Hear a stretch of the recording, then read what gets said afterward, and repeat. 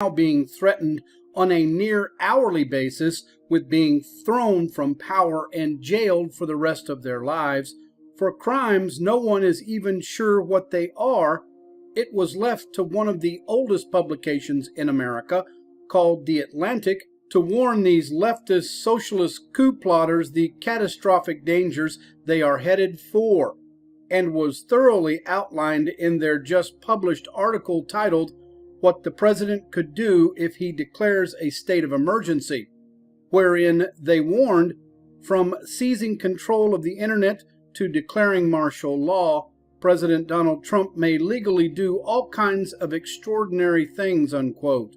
Unknown to most of the American citizens, a parallel legal regime allows President Donald Trump to sidestep many of the constraints that normally apply. With the moment that he declares a national emergency, a decision that is entirely within his discretion,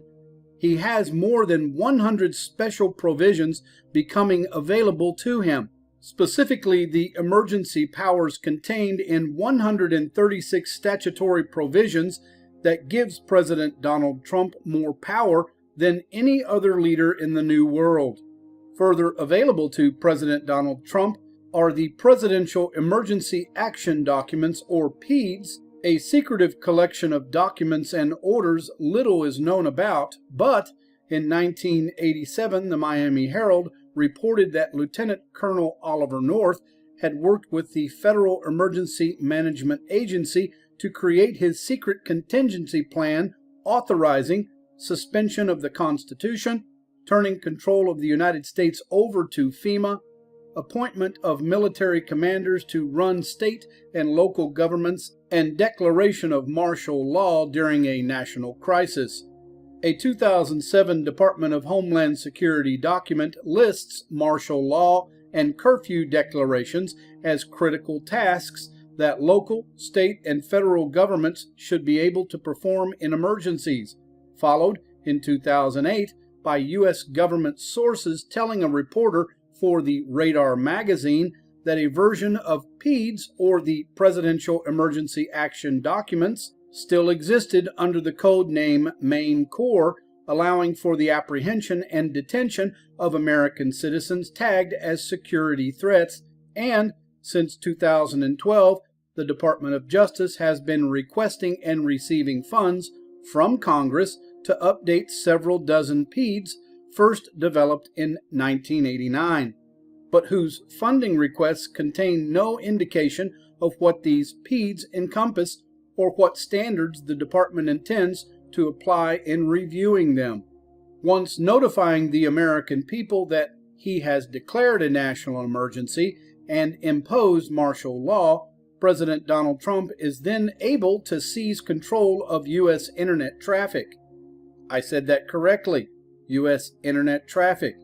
impeding access to certain websites and ensuring that internet searches return pro-Trump content as the top results, and to anyone attempting to stop him would find them being met by the feared Executive Order 13224 that allows President Donald Trump to need only a reasonable basis for believing that someone is involved with or supports terrorism in order to designate them a terrorist, and whose targets are given no advance notice and no hearing.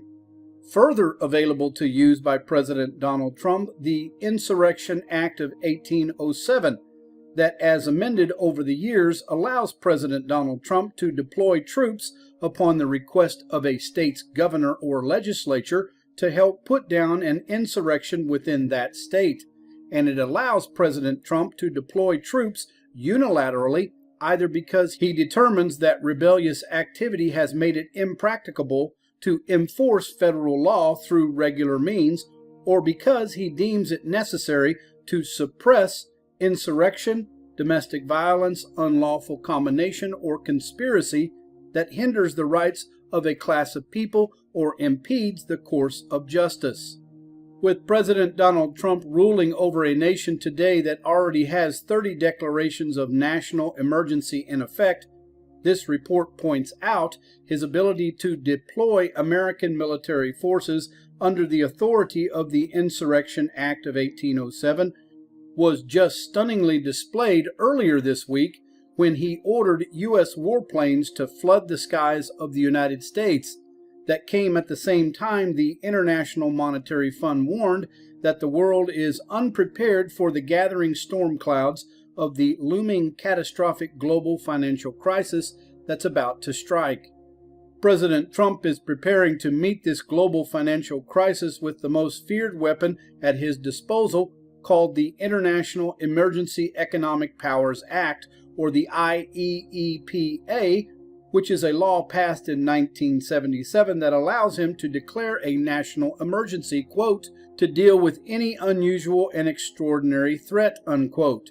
to national security, of course, foreign policy, or the economy, and whose powers allow him to impose martial law and close down the U.S. Congress and all U.S. courts, thus making him able to rule over the United States by executive orders alone, and that, unknown to most American citizens, has the full force and power of the United States laws.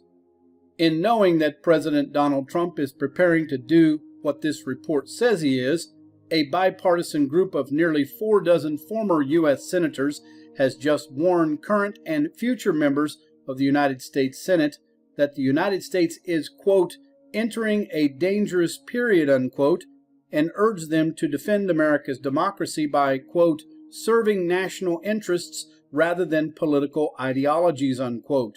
which President Trump has in the past been more than willing to do,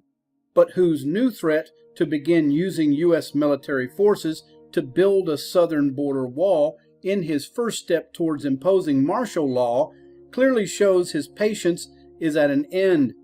as would any world leader be whose life, family, and supporters are hourly being threatened with death and imprisonment for non-existent crimes that were made up in the fervid minds of their leftist socialist coup-plotting enemies.